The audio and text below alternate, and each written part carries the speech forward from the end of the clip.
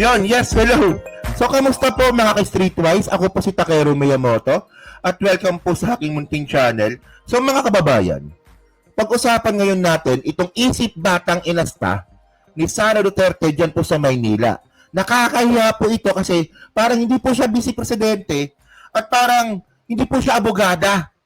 So, hindi lang po nakakaalam mga kababayan, no, ang ni-endorso nga po ni Sara sa pagka-mayor po ng Maynila ay si Isko. Well, sa nila una naman po kasi siya po yung ini-endorso ngayon ng Lakas CMD. Pero by the way, mga kababayan, no, umabot po sa punto na nilait-lait po ni Sara Duterte si Congressman Joel Chua, di ba? Nilait yung pagbumuka, nilait po yung katawan, nag-body shaming pa nga eh. So, sa hindi lang po nakakaalam mga streetways, no, si Congressman Joel Chua po kasi, siya po yung chairman ng Blue Ribbon Committee ng Kongreso. At siya po ang nag-imbestiga ng confidential fund ni Sara Duterte. So ngayon, ibig po nasagutin ni Sara yung regarding nga po dyan sa confidential fund po na yan, di ba? Ang ginawa ni Sara, nilait po si Joel Chua. So isip bata mga kababayan, hindi po ganyan ang gawain po ng isang matinong public servant. Kung merong issue, dapat sagutin, hindi man lalait. Akala mo naman kagandahan ka, yung pangit mo rin naman. Kamukha mo pa si Fiona. Di ba? Oh. So ito para ito galing itong from Inquirer. Ito. Sabi dito VP Duterte mocks appearance of Manila lawmaker. So si Congressman Joel Chua nga po ito, no. So basahin muna natin yung caption. So sabi dito, okay, no? Vice President Sara Duterte mocked on Thursday, so kahapon, no, the physical appearance of Manila lawmaker whom she said accused her everything without evidence. Oh, ang gawin mo kasi Sara, no, kasi ang sabi ni Sara sa mga taga Maynila, yung mga binabato naman sa akin, wala namang ebidensya. Tanga ka ba? Tanga talaga si Sara, mga kababayan. Hindi po aabot ng impeachment trial kung walang ebidensya. And by the way, mga streetwise, no, kung nasagot na lang po sana ni Sara Duterte yung mga issues sa kanya doon po sa House, hindi na po abot ng impeachment ito. Oh, so para mas maganda, no, tinan niya, baliw to eh. Sira ulo talaga to mga kababayan eh. And tanong yung psychotest mo, nasaan yung psychotest mo? Ha? Oh, so ito, tinan niyo to panoorin niyo to. Sobrang laki ng leeg niya. O yan, no? Yung nilalait niya dito mga kababayan, si Congressman Joel Chua. Kasi congressman siya ng Maynila, di ba? Unang-una, sobrang laki ng leeg niya.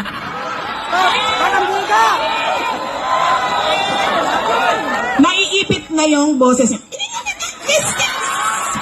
Mr. Speaker! Alam nyo, no, yung ganyang klaseng pang-asar, yung walang liig, yung namang salita, gawain po ng high school ito. Hindi po ito gawain ng isang vice presidente. Gawain po ito ng isang high school student. Gaga. Pangalawa,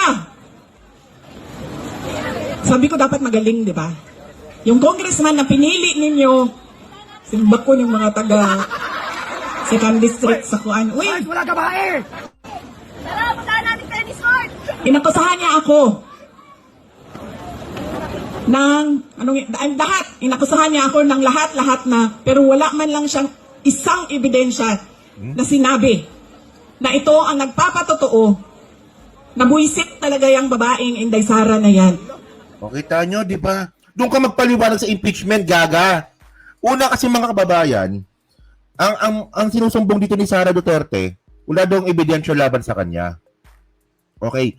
So ano yung sinabi ng AFP, di ba, na yung pinantapal mo sa confidential fund ay galing sa youth seminar ng AFP. Di ba, alam niyo yun, di ba, 15 million yun, nawawala pa yung 15 million.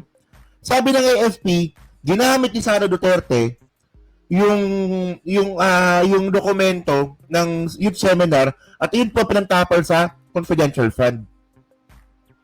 Ayun, ebidensya yun. Ebidensya yun. Anong tawag mo doon? Gawa-gawa lang. AFP may sabi.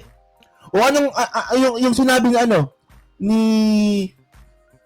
yung disbursement officer mo. Di ba, sabi niya, yung confidential fund na 125 million, ang nagmaniobra nun, sila chika, natauhan mo. Ayun, testimonial evidence po tawag doon. So yun, ebidensya din po yun. So ang sinasabi natin dito, imbis na manlait ka ng mukha, putang ina ka. Sorry alam ko ayaw nyo na naririnig ako na nagmumura eh. Pero pag ganito ba naman yung reactionan natin, hindi ka ba may inis? Vice Presidente ka? Imbis na base sa pulisiya yung mga sagot mo, manlalait ka? Di ba? Oh, tingnan nyo to. Wala. Kaya pag bumili kayo ng muka ng distrito ninyo, saan na yung congressman ninyo?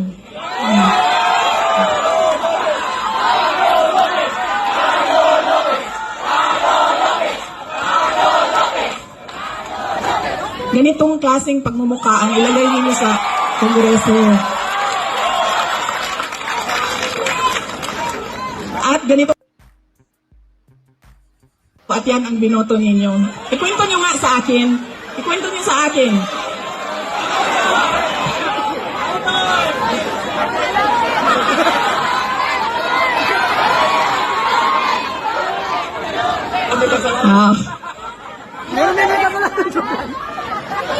Yan na ang sinasabi. Kasi talaga, totoo. Nung nakita ko siya na nagsasalita patungkol sa akin, congressman yan.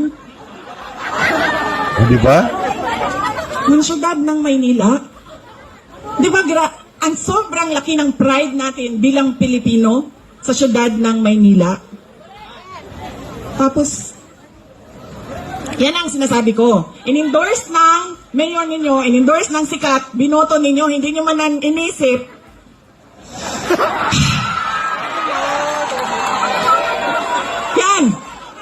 Yan ang sinasabi ko sa inyo. Kasi, ang ugali natin, in-endorse ng sikat ang apelido, kinabuto ko na ito. O yan, kita mo, no? Tanga-tanga, di ba? O, kita mo. Alam mo, no? Ganyan po talaga pag boba. So, ang nirereklamo ngayon ni Sara Duterte, no? Kapag sikat binaboto. So, kasi po, ayan po ang problema po sa Pilipinas. Popularity po, personal politics po tayo. Popularity po, politics po kasi tayo. Ganun po ang sistema ng Pilipinas. So kung ayaw mo pala na maging ganyan po yung sistema ng Pilipinas, na kung sino yung sikat, yun ang binoboto, dapat mag-charter change tayo. Pero bakit ayaw mo naman? Baliw po talaga ito, mga kababayan. May sira po talaga ulo nito. Isipin nyo pag tayo po nagkaroon po ng isang presidenteng may sira ang ulo, delikado po ang Pilipinas. Especially po tandaan po natin na si Sara Duterte po, may issue din po yan na pagpatay po ng tao.